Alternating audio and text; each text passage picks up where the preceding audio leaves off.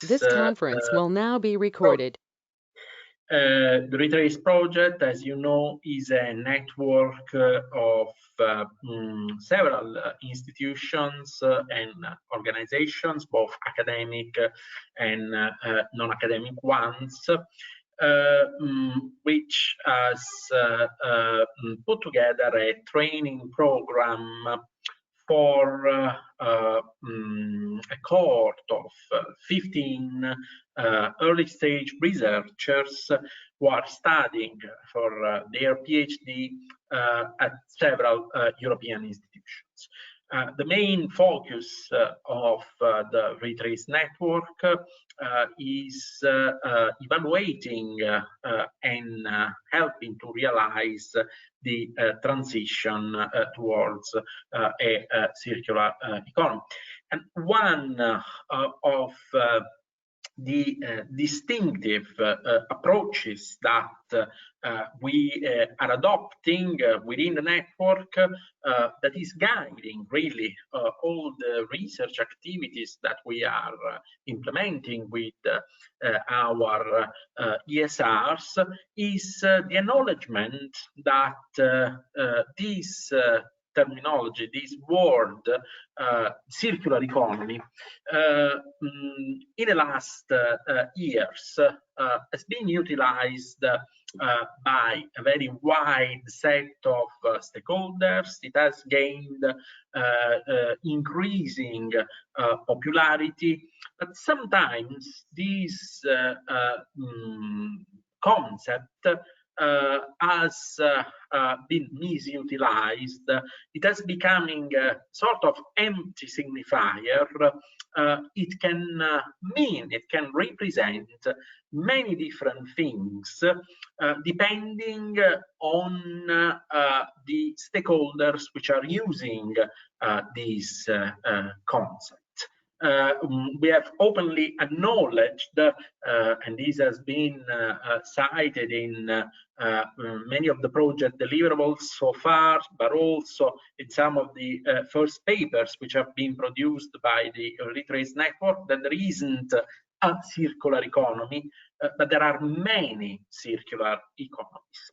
And within this sort of spirit, we have decided to invite here with us today Thomas, who has recently authored a paper which all the ESRs within the network have been reading and commenting, a very stimulating paper which has been recently appearing in a very prestigious journal like Ecological Economics, where Thomas and his co-authors have openly questioned the idea of a single circular economy like a sort of monolithic concept, acknowledging that there is a plurality of circular futures which could happen. The transition to the circular economy might take different forms, different shapes. So this will be the subject of today's talk, which will be delivered by the first author of this paper, Dr. Thomas Bauwens. Forgive me, Thomas, if my pronunciation of your last name might not be correct. Thomas is an economist specializing in social and environmental sustainability issues with a strong interest in multidisciplinary approaches.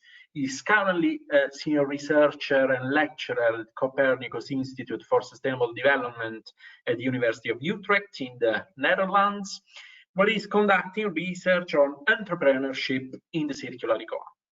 He also been a researcher at Oxford University and at the Swiss Federal Institute of Technologies in Lausanne.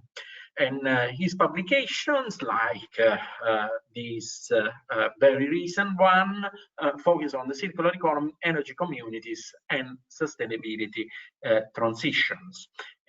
So I would say over to you, Thomas. for this talk. We have been looking forward to it very much in the latest weeks. So we have really great expectations, and I think there will be quite a lot of questions arising from our audience. Thank you very much. Okay, thank you, Andrea, for this nice introduction, and thank you all for giving me the opportunity to present this paper, my research within the framework of your project, Retrace and Proceeds project. Yes, so I'm very looking forward to exchanging with you on these topics. As Andrea mentioned, let me just put my screen straight. Yes. So as Andrea mentioned, the topic of today is a paper published a few months ago in the journal Ecological Economics, which is titled "Circular Futures: What Will They Look Like?" And so the starting point of this paper is really to, well, first acknowledge that there is a hype, a buzz around the concept of circular economy among policymakers, academics, businesses, as a concept to enable sustainability. But there is very little discussion about what a circular future may look like. There have been some practitioner studies around the alleged sustainability impacts of circular economies, such as reports from the Ellen MacArthur Foundation, but their conceptual underpinning is still limited. And to address this research gap, we proposed in this paper a framework to think about different plausible scenarios for a circular future. And by plausible scenarios, I mean scenarios which could happen, so which are not excluded, considering our current knowledge, so as opposed to future knowledge, of how things work. And in futures studies, there is this distinction commonly made between plausible scenarios, preferable scenarios, and probable scenarios. And I will talk about this distinction later on in the presentation. And to build this framework for circular future scenarios, we used the 2x2 matrix method, which is one of the most commonly used and established in scenario planning literature, which we developed through a thought experiment and a focus group with academics and policymakers involved with circular economy, as well as circular entrepreneurs. So from this, our paper seeks to build 4 scenario narratives for the future of a circular economy. We also want to delineate the core characteristics of these 4 scenarios, and we want to assess the upsides and the downsides of each scenario. And with these scenarios, we hope to first provide some conceptual clarity around the notion of circular economy or circular economies in the plural form. As Andrea mentioned, there are several circular economies, and this is very important to indeed unpack this plurality of circular futures. We would like also to provide maybe some clear directionality for policymakers and businesses, and help them both anticipate and also understand the implication of a paradigm shift towards a circular economy. And hopefully we could also provide some sound basis for quantitative modeling for the impact of circular economy. Okay, so to define the main dimensions of the axis of our 2x2 matrix, we posit first that a transition towards a circular economy takes place in a social technical system. So a system of interrelated components which combine both social, cultural, and technical infrastructural components. And the core drivers in such social technical systems and of their evolution is technologies on the one hand and institutions on the other hand. Institutions being the rules of the game, right? So consequently, we defined the two main axes of our matrix along these two factors. So one relating to the nature of technological innovations which are deployed in the scenarios. And we distinguish between high-tech and low-tech innovations. And one relating to the configuration of institutions, and more specifically, the degree of decentralization or centralization of the governance of a circular economy. And these two factors, so technology and institutions, are also the most impactful and the most uncertain factors for imagining scenarios for circular futures. And this justified the choice of these two factors for determining our axis. Yeah, so we in this slide I define these different terms. So by high-tech innovations we mean advanced and complex technologies characterized by high research and development intensity and high knowledge transfer costs. So nanotechnologies, nuclear technology, yeah, a lot of biotechnologies, big data analysis, all of this can be referred to as high-tech innovations. Low-tech innovations are technologies which are designed to be as simple as possible, characterized by low research and development investments and low knowledge transfer costs. And close concepts are, for example, convivial tools or convivial technology, as outlined in Andrea and Mario's papers, Mario's paper. Regarding the centralized governance, we mean the concentration of political and economic power in the hands of national governments and large corporations. And by decentralized governments, we mean expansion of local and political and economic autonomy through the transfer of power to local actors, local communities. Okay. In addition, in our paper, we outline for each scenario different core characteristics, which include the dominant circular loops, which we capture, which we grasp through the so-called R strategies, so refuse, reduce, reuse, recycle, recover. The dominant business models deployed in each scenario, and we used the typology introduced by Becker et al. In 2014 with classic long life model, access, performance, sufficiency-based model. We also look at the key technical innovations which are deployed in each scenario for enabling or facilitating the corresponding scenario. The spatial scales at which political and economic activities unfold.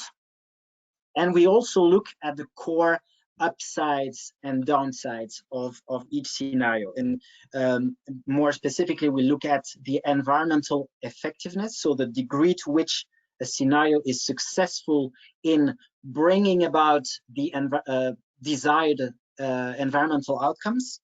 The socio-political feasibility of the scenario, which is the degree to which this scenario is politically and societally accepted and supported in society.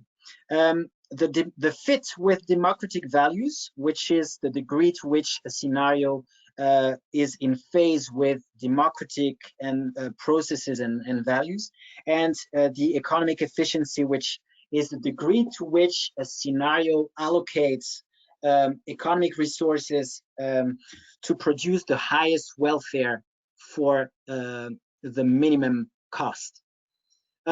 By the way, I didn't mention it before, but if there are any questions, you can maybe put them in the chat already, and I will answer them, you know, after the presentation.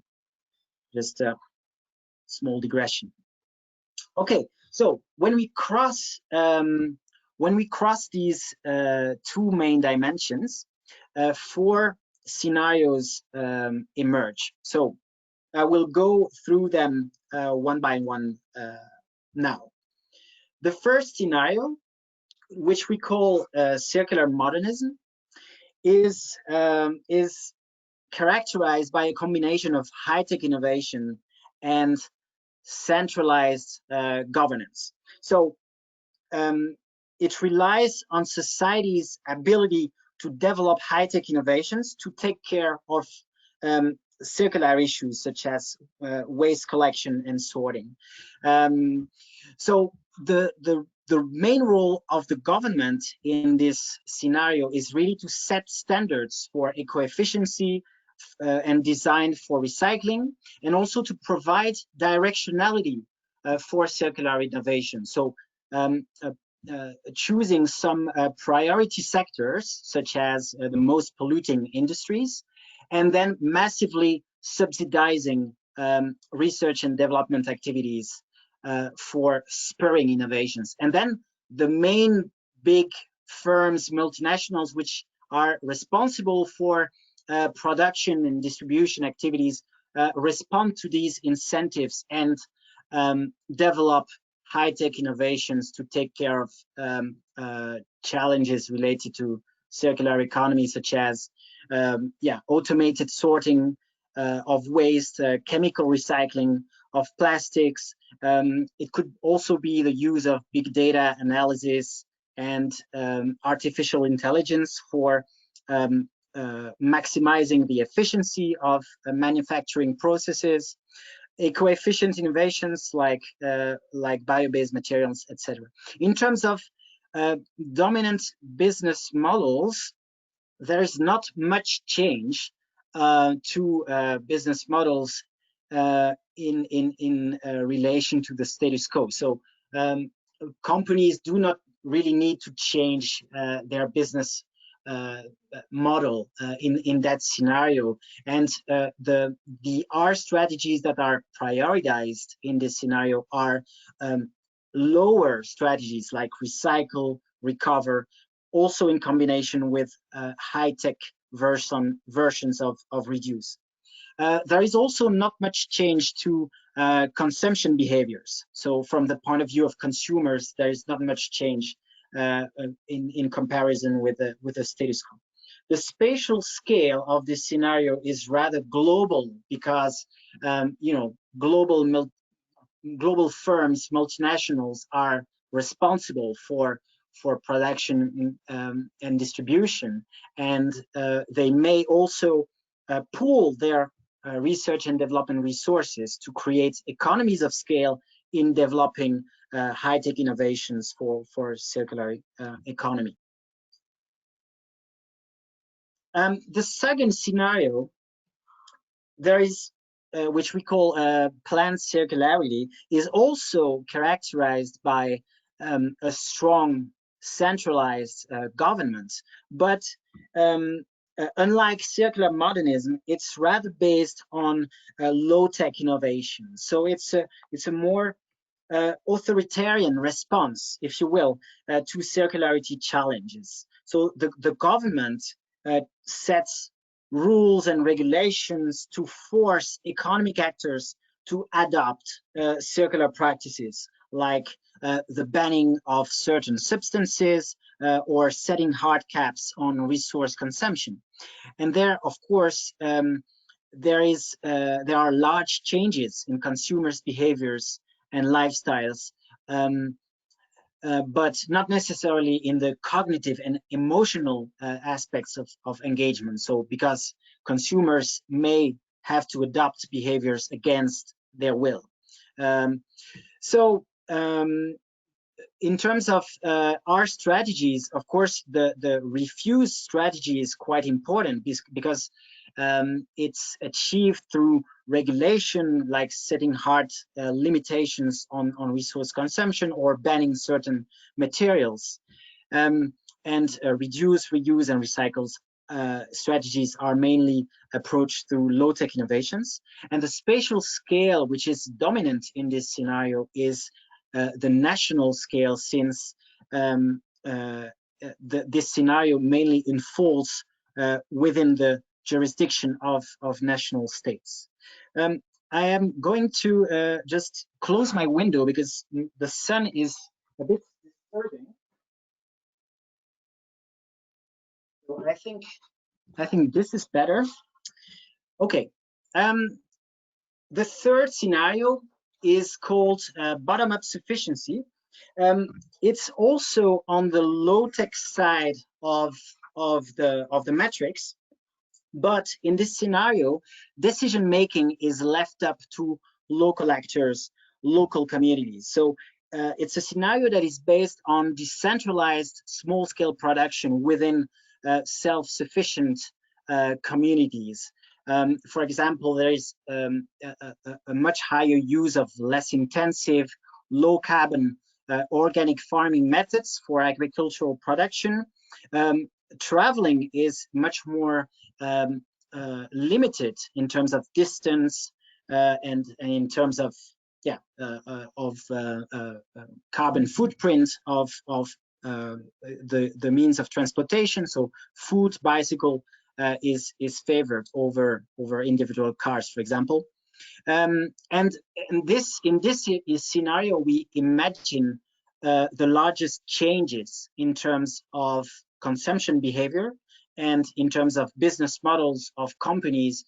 And these changes lead to substantial reductions in resources and materials consumption. So in this scenario, there is no key technological innovation because the nature of innovations are rather social than technological. So low-tech innovations such as post-material, the adoption of post-material lifestyle, the rejection of packaging waste and shopping bags like in package-free shops, etc. There is also a predominance of what we call sufficiency-based business models, like companies who develop innovations with the explicit objective to reduce absolute demand, for example, by consumer education, etc., or pushing eco-design to its maximum, etc. The spatial scale, of course, in this scenario is much more local because, you know, economic activities are organized at the scale of local communities mainly, and so it echoes much of the degrowth literature, which has really emphasized the importance of relocalization of economic and political activities to achieve a degrowth scenario. The last scenario is what we call peer-to-peer circularity, and it is actually close to what we could call a sharing economy, or what has been called also collaborative consumption or access economy. So this scenario imagines more decentralized production and consumption, which is enabled by different high-tech innovations and by digitalization. So high-tech innovations like 3D printing or blockchain-based platforms that enable consumers and individuals to exchange and share goods without going through a centralized authority. Yeah, so there is also a major shift from a manufacturer-centric to a consumer-centric business model with a generalization of product service systems. So consumers become users of products, and so that means they do not own the products, and companies sell the performance or the access of products instead of the physical products themselves. The spatial scale, again, is much more local, and also with the development of shorter supply chains. We can also imagine the emergence, the development of local energy production with improvements in solar and wind energy generation at the community level, and local energy storage solutions, which can go hand in hand with this decentralization of economic activities. Of course, we can talk about the upsides and downsides of each scenario. So, for example, if you take planned circularity, one big advantage of this scenario is that is its high efficiency, because an authoritarian government can directly address the root causes of environmental problems simply by banning certain substances or by putting hard caps on resource consumption. But of course, this scenario may be a poor fit with democratic values, which can considerably complicate its socio-political feasibility in at least in Western societies. When you look at bottom-up sufficiency, it's a scenario which can deepen democratic participation through relocalization of political and economic power, and of course, it enables a much more direct participation to democracy. But on the other hand, this scenario involves very large social cultural transformations, which may go against the dominant discourses and practices of today's economy, for example, in terms of consumerism and economic growth. And this could also trigger resistance to this scenario. Circular modernism is the scenario which is probably the one that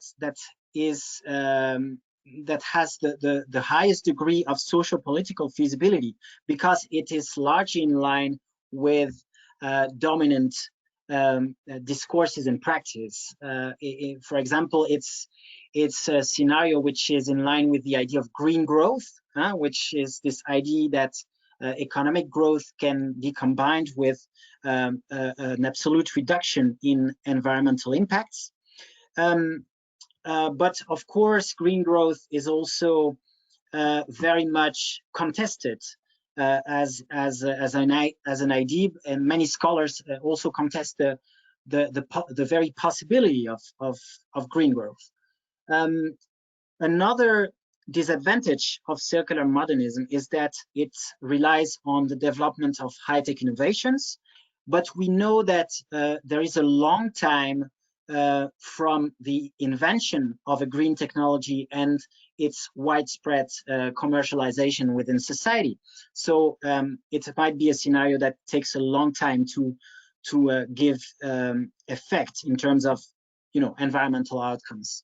Another disadvantage of circular modernism is maybe the idea and the possibility of rebound effect, which is linked to the introduction of new technologies, which can also affect behaviors of people. So, for example, when these technologies lead to efficiency gains and to reduction of prices, which can boost demand for certain products.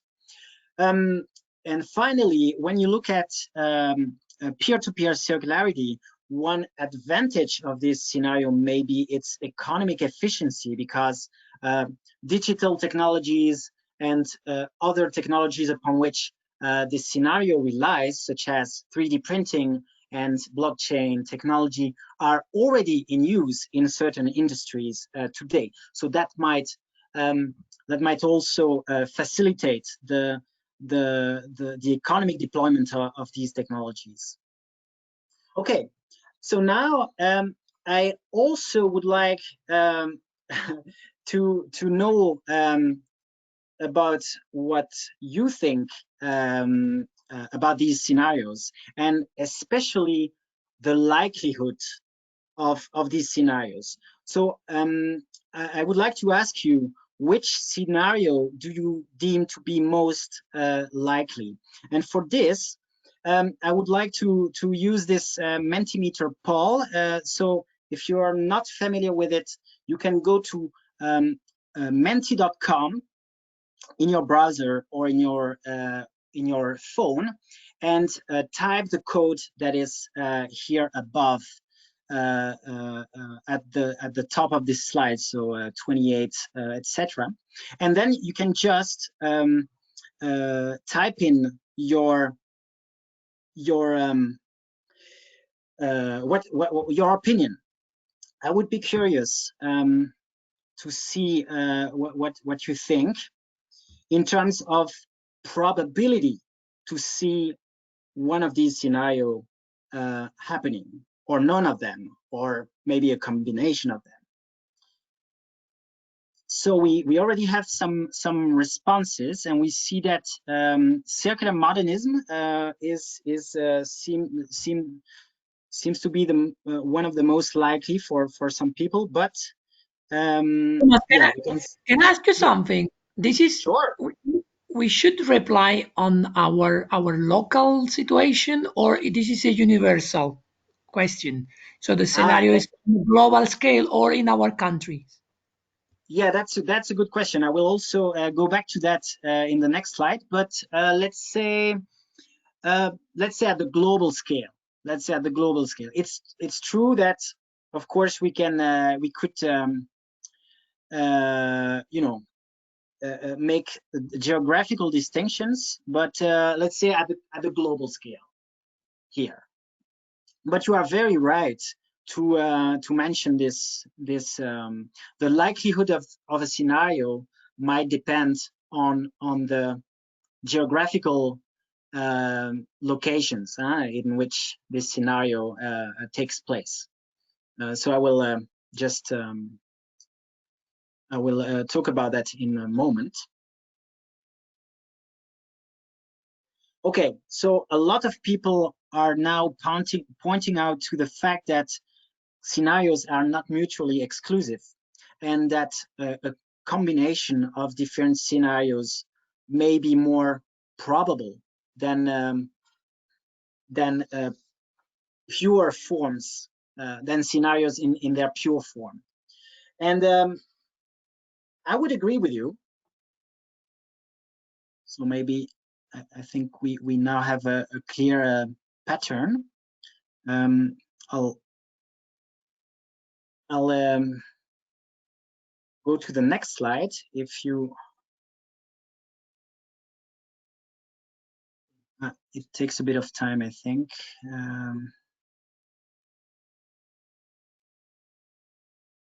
Okay.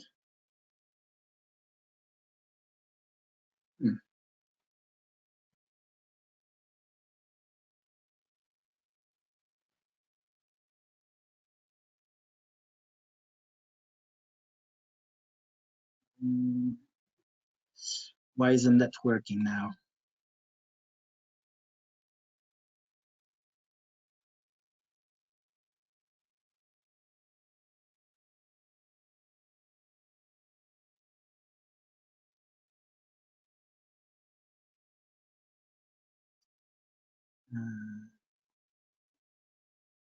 Okay. Yeah. Second question I would like to ask you: which of these scenarios would you prefer to see happening? So, which is the scenario that you would prefer most?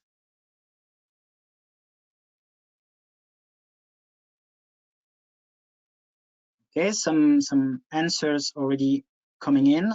Bottom-up sufficiency is favored by quite a few people now.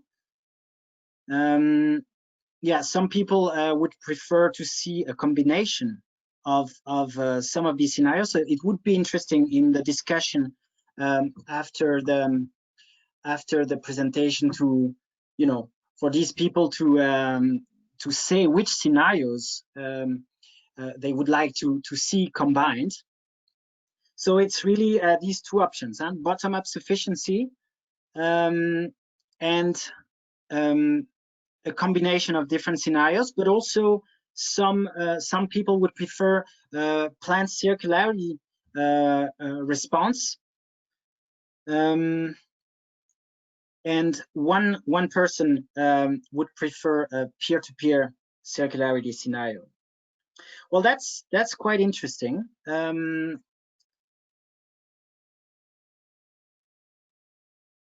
So let's maybe go to the next slide. I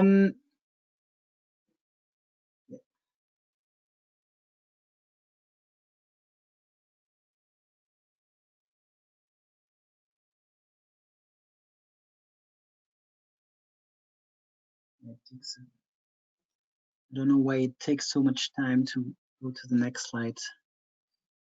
This Mentimeter. And don't worry, Thomas, take your time. Okay. Plenty of time, yeah. So no yeah, rush. Sorry, these technical technicalities can happen in this COVID time. But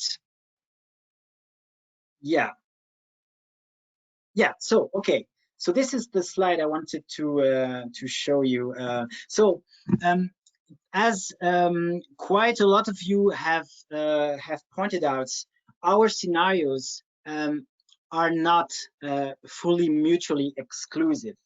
So what emerged from our focus group is that combinations or hybridized forms of different scenarios may be more likely to happen. For example, in China, you could see a Chinese approach to circular economy as a combination of elements of planned circularity and circular modernism, because, well, of course, it's a planned approach to circular economy. Circular economy is fully integrated as a strategic objective in the 5-year plans in these recent years.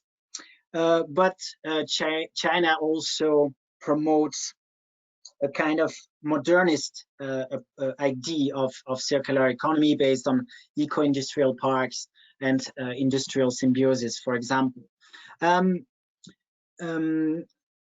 Yeah, some of you also mentioned that these scenarios may and the likelihood of these scenarios may vary with space. So, for example, planned circularity may be more likely to happen in some Eastern Asian countries, which have already long traditions of more authoritarian regimes. And the likelihood of scenarios may also vary with the occurrence of specific events. For example, in the event of a very fast acceleration of the climate crisis, this would increase the perception of urgency and maybe increase the social acceptance of more authoritarian responses to climate crisis, and thus of the planned circularity scenario, even in Western countries. In terms of preferability of scenarios, it also became clear that a preferable scenario in our focus group was a combination of scenarios rather than scenarios in their pure form. And the product reuse and the sharing practices all combined with decentralized production and consumption in the peer-to-peer circularity scenario offer promising ideals, especially if they are accompanied by also some low-tech innovation. So here, I'm not saying that high-tech innovations and low-tech innovations are completely mutually exclusive. I would say that some high-tech innovations can be very interesting if they encourage product reuse and sharing practices. But of course, this is interesting only if rebound effects, for example, are getting a lot of attention from society. And from a governance perspective, it's the same. A preferable scenario would be a scenario which combines aspects of different scenarios. For example, it is my personal perspective, let's say, that we need some degree of planification. We need some degree of strategic thinking at higher levels of governance. For example, at centralized government levels to really shape broad objectives in terms of circular economy and to protect the agenda of circular economy against interests from private corporations, for example. But it would be, of course, it would be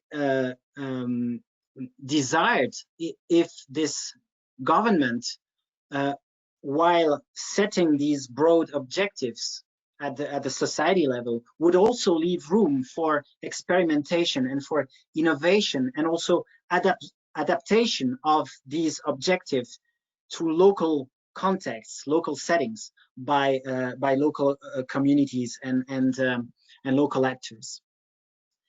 So, yeah, that would be my, normative, more normative perspective on the topic, and I would be also, of course, very interested in your opinion about it.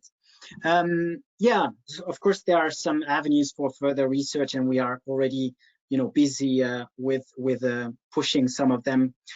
So one avenue would be to empirically ground and nuance these scenarios with insights from different industries, different geographical locations. Also quantitative modeling, as I mentioned at the beginning, and as well as analyzing the systemic changes required for the advance of one or the other scenario. So I think I will stop here, also for the sake of time. I think I already talked for a long time. So thank you for your attention. Thank you very much, Thomas. Yeah, fantastic talk, and I'm sure that there will be many questions. So I would give the possibility to ESRs to ask questions first. So I think Giuseppe has got a question.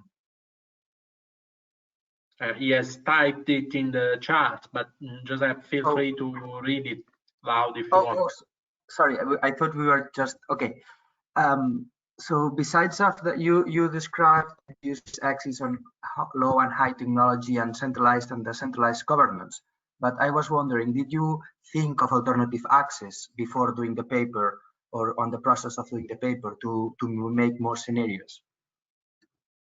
Yeah, so we defined the axis. So in this this technique of the 2x2 matrix method, you usually set up a list of factors that will influence the advance of the scenarios. So we looked at business models, we looked at types of governance, of innovation, the types of circular loops, etc.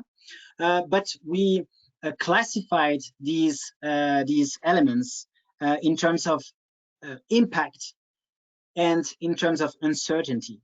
And we came to the conclusion that technologies and institutions were really the factors that were most important in terms of impact, and also which were very uncertain. But we do not we do not claim that we looked at all the scenarios possible. Of course, another avenue for research would be to explore other scenarios. So we acknowledge that there may be other scenarios that would be worth exploring, but we thought that this matrix could already give very interesting insights.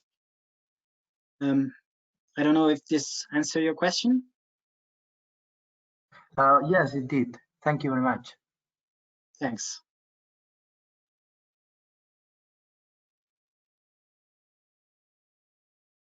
I'm also looking at the chat. Yeah, Tommaso, you can go ahead, and then Federico. So Tommaso, go on. Okay. Yeah. Tommaso, hi, Thomas. Yeah, my question is this. I imagine that you brought this article before the, let's say, COVID crisis. And so I'm wondering if you had a discussion with your co-authors on whether the probability of the outcomes changed after this experience, in which, as societies, we faced a new situation in which we had to accept some limitation to our freedom, etc. Yeah, thanks. Interesting question. We might think that the COVID crisis and the measures taken by governments to tackle the health issues provoked by this crisis resemble planned circularity, or I assume that this is what you may have in mind. Yes, exactly. When you ask this question, but it's quite striking to see that people, can accept restrictions of their personal freedom for health issues, but I don't think people are yet ready, at least in our societies, in our Western context, I would say. I don't think they are yet ready to accept such restrictions for tackling the environmental crisis. Although, of course, in the longer run, this environmental crisis may also involve, much more serious issues, including health issues, right? So, yeah, I'm not sure that the COVID crisis is really it's not yet I think the society is not yet ready for such kind of planned circularity, at least in our countries. Okay, and then we have a question from Federica. So can you say or estimate which scenario is most successful with regards to environmental improvement? In other words, which scenario helps us curb climate change the best? Yes. Yeah, as I say, I think, as I said before, I think some degree of planification, some degree of strategic planification would be important for bringing about environmental outcomes. If we leave up all decisions to the market, personally, I would think that this would be rather bad in terms of environmental outcomes. So there, I would say, yeah, some planification maybe needed. And of course, low-tech innovations would be also very very interesting and very needed to bring about environmental outcomes. Right now, the focus is very much on high tech, technological path to circular economy, and there should be much more focus on social or organizational innovation, in my opinion. But there, it's the preferability of scenarios, right? It's more a normative reflection, I would say. Huh? Yeah. Thank you. Thank you, Federica, for the question, and Thomas for the answer. I think Akis has got a question. Thank you, Andrea. Thank you, Thomas, for the presentation. My question is, isn't bottom-up sufficiency and peer-to-peer circularity more prone to failure, given the common sense of moderation that is required in order to succeed? Yes, yeah, especially bottom-up sufficiency. I mean, this scenario may be facilitated by bottom-up movements, social movements like transition towns, or maybe Fridays for Future. So we have seen the emergence of bottom-up movements also in Spain, in Greece, after the economic crisis. There have been very interesting evolutions in that sense. But my fear, indeed, I share your concern, and my fear is that these bottom-up efforts will not be sufficient, and will not be fast enough to bring about, the desired environmental outcomes. So that's why I also think that a combination of top-down and bottom-up institutions is needed to fasten the process, and that's why also the debate between top-down and bottom-up initiatives is a fake debate, because we obviously need both to succeed in our in bringing about the environmental improvements needed. Thank you. Thank you, Thomas. Yeah, I personally agree very much with what you have said on this fake debate, on this sort of false dichotomy, which is often presented to us in very simplistic classifications, which some authors have proposed about the circular economy. Akis, is that everything? Because you wrote to me in private another question. If you want, otherwise I can go to the end. And then yeah, just a short one. Yeah. Okay. Well, why is planned circularity characterized by low technological innovation, given that it is to government's benefit to succeed in implementing it? Because we thought of that low-tech innovations are play an important role in that scenario, because also of the refuse strategy.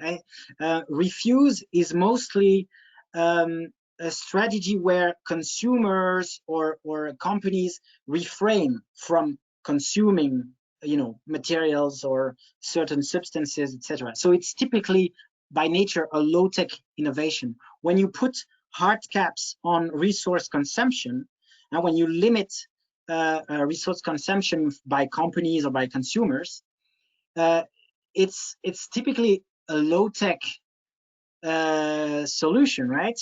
because you don't need any technology to do that.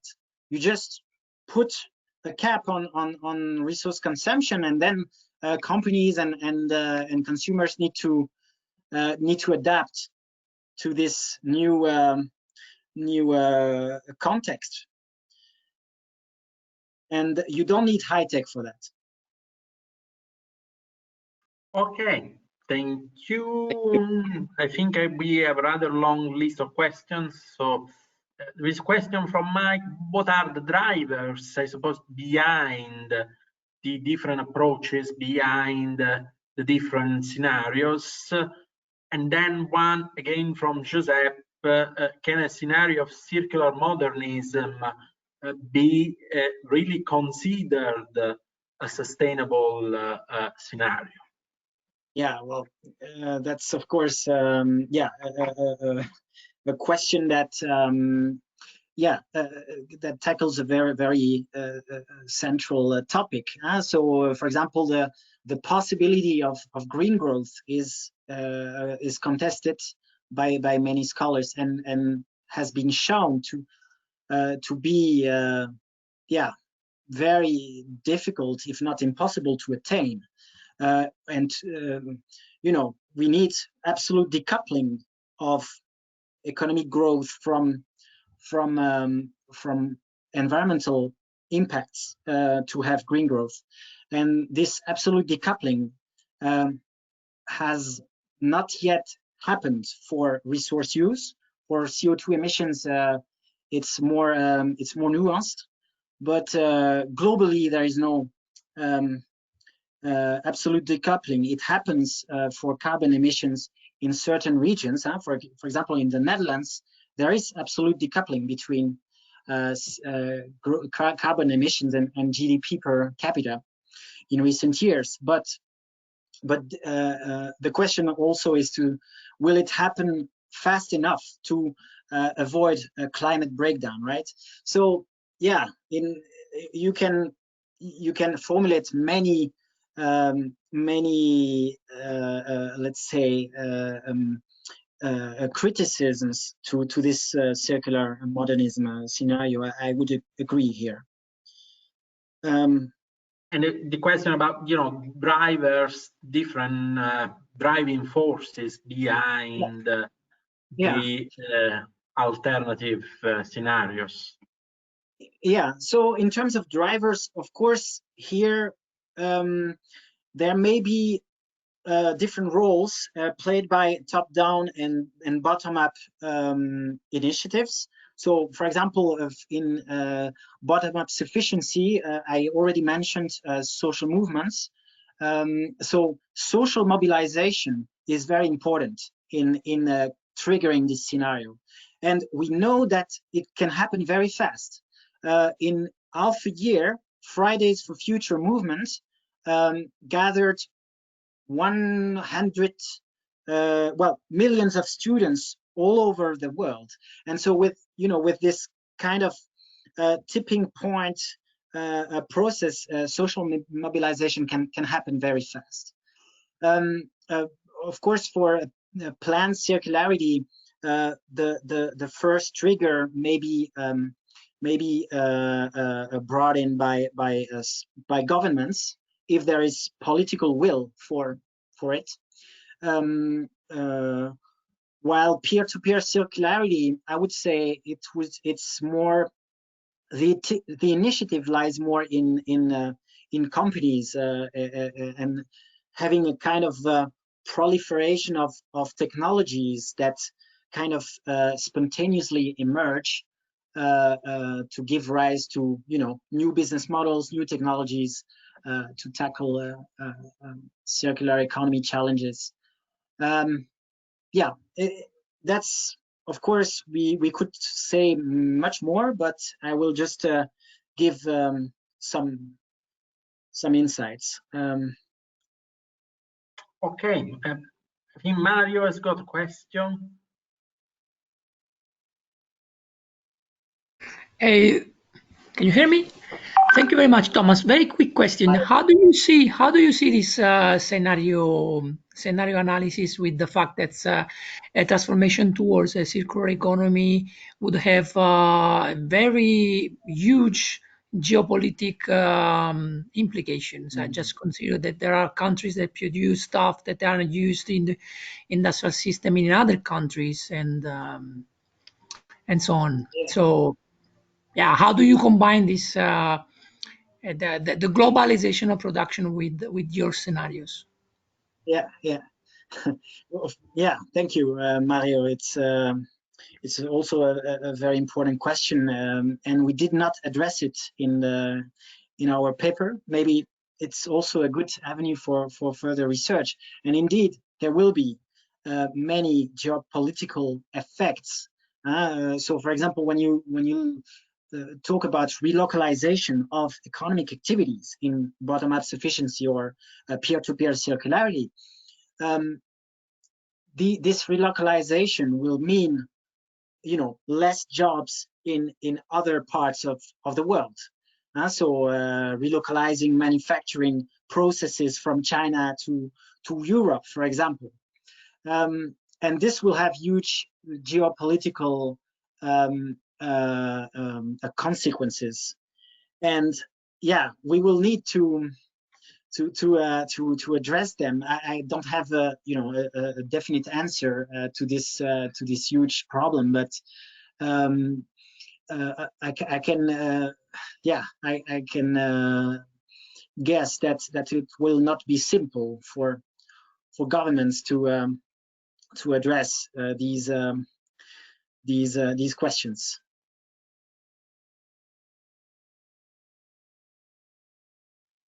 Yeah, I'll keep it brief as well. No, don't worry. I think, unless you need to go, we are not in a hurry. So. Okay. Okay, good. Good to know. Yeah, I can stay here for more discussion if. Yeah, definitely. Yeah, good. A question from Shusheng. Is there any indicator system to help identify different scenarios? So maybe also Thomas talking a bit more on how you characterized the different scenarios, the dimensions. Yeah, that's an important question, and it also I think points to what I said also at the end for quantitatively modeling these scenarios and choosing more fine-grained indicators for the different elements in these scenarios, like dominant circular loops, dominant business models, etc. I think this would be a very interesting work to do. And yeah, I would like to pursue this research avenue as well, and I'm thinking of this kind of bottom-up quantitative modeling, like what's it called? This type of energy modeling. Yeah, I forgot. But this kind of bottom-up modeling techniques probably would help for modeling these scenarios in a more fine-grained ways.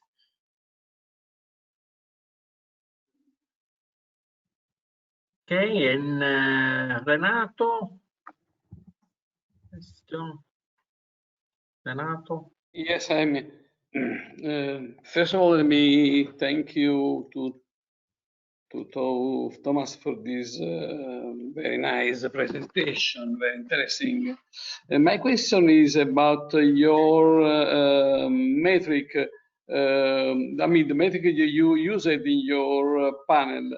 I mean, you mentioned things like the nature of innovation or the configuration of a governance regime. So my question is, how did you measure these items, or how do you think can be measured in modeling in the future your scenarios? Given that in your future research question, your future research avenue, there is the modeling of your scenario models. Yeah. Okay. I will try to give you some some insights on how I think this could be happening. So, for example, if we look at a specific industry, maybe let's take textile industry. Well, textile is a it's a difficult example because it's quite globalized. But for example, to measure the centralization of economic power, you could think of a concentration index, like the Hirschman-Erfindel index, that would give you an idea of the centralization of the concentration of an economic sector. For centralized governments in terms of political power, you could think about looking at the institutional structure of a governance system. So I would think of clear differences between if you look at China and Europe, for example. We would need to find indicators that grasp these differences in terms of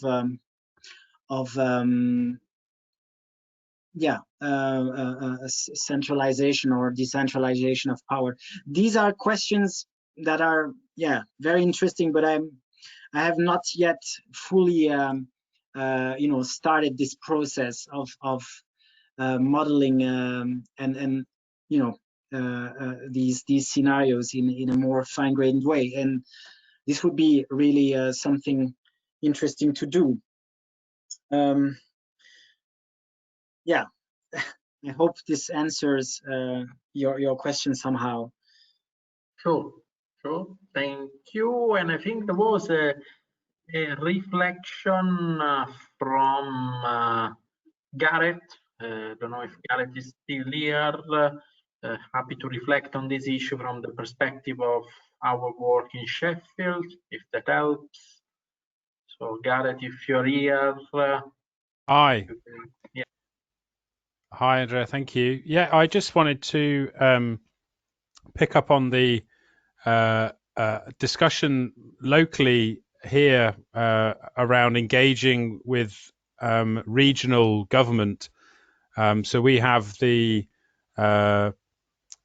local enterprise partnerships and devolution arrangements that are taking place in the UK, where regional government is being given responsibilities for certain aspects of economic activity, and whereas from our perspective as a cooperative working in the food system and promoting short food supply chains and circular economy principles, particularly around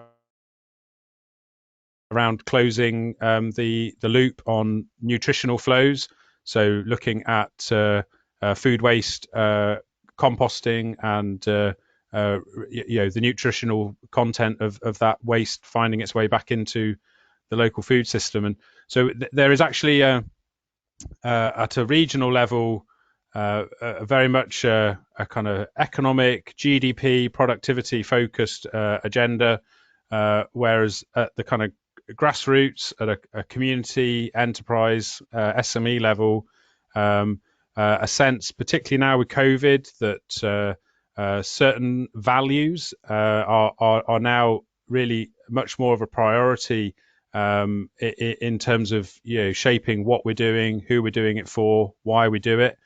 And we're seeing a consensus that there's a need to meet in the middle and maybe move away from the more kind of the dogmatic top down, bottom up kind of either or kind of scenarios.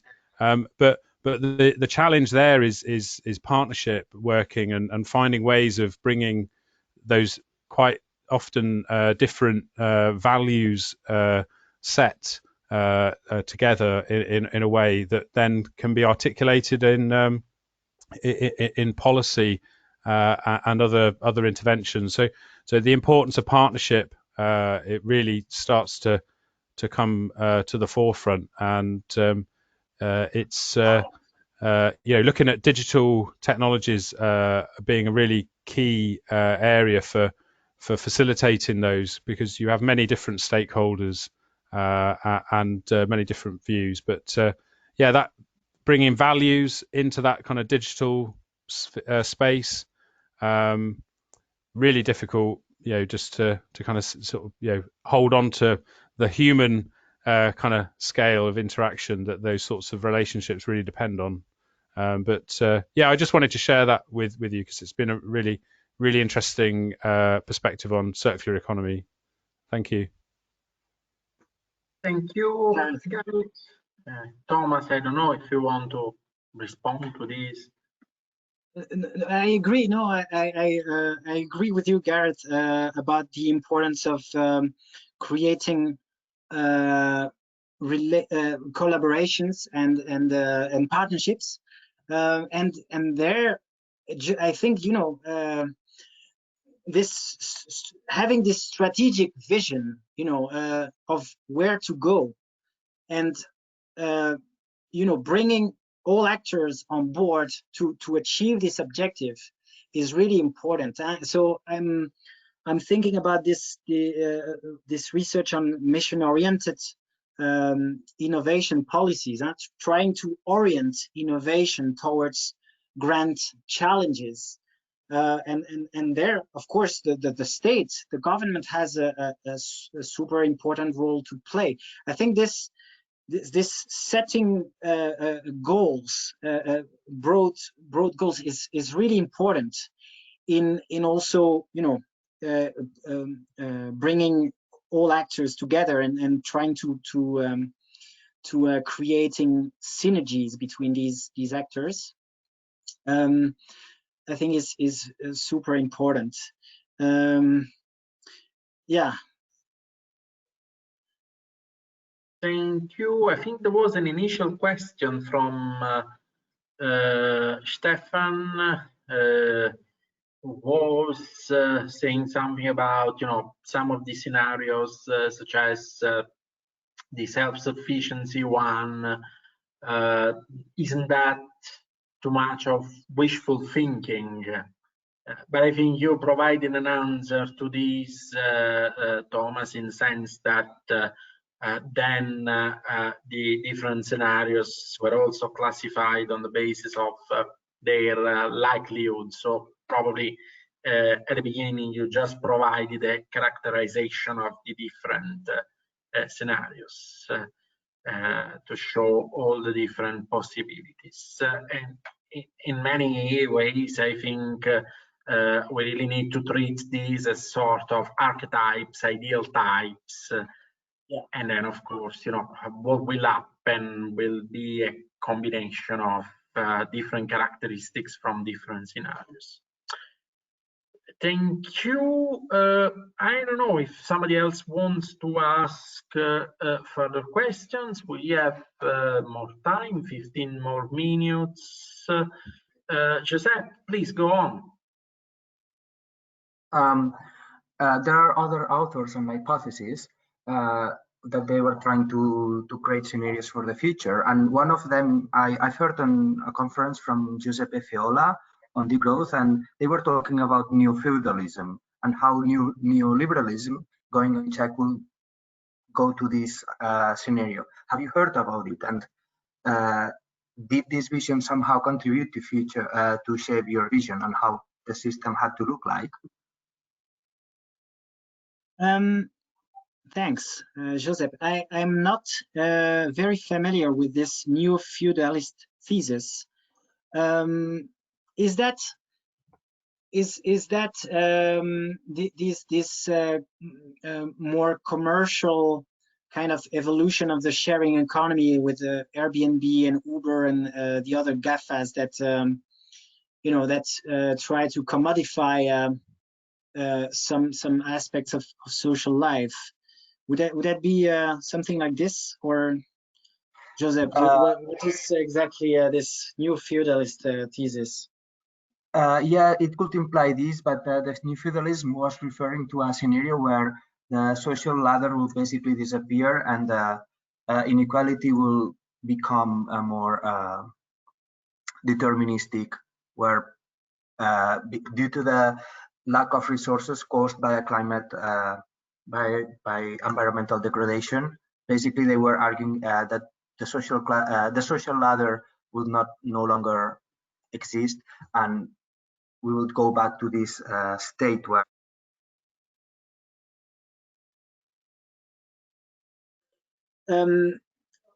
yeah, that's a scenario that we did not take into account, for example. So here's an example of how our scenarios do not cover all scenarios. But yeah, that's an interesting idea. So there is also a kind of more relocalized relocalization of the economy as well. So with these all these small feudal kind of powers with a distribution of power across these small entities, I guess. And yeah, no, that's interesting. Thank you, Joseph. Okay, thank you, Thomas. And I have a final question, which I'd like to ask if I can, and it's about, you know, the different characterization. I don't know if you have been thinking about this. Maybe, you know, this is the next step, characterizing what value means in each of these different scenarios, because I think, you know, this is one of the missing bits in the circular economy literature, defining what value should be in a circular economy. And I think, you know, one of the ideas that came to my mind looking at these 4 different scenarios is that each of these 4 different scenarios, in order to exist in the reality, should be underpinned by its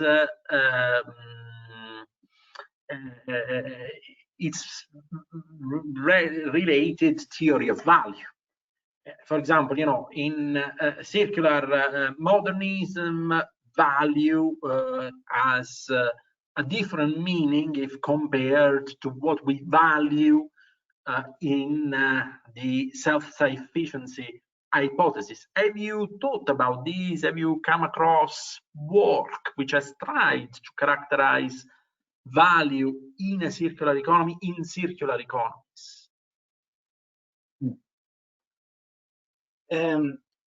Yeah, it's a thanks, Andrea. It's an essential question that is not often asked in circular economy discourses, as you and Mario point out in your article.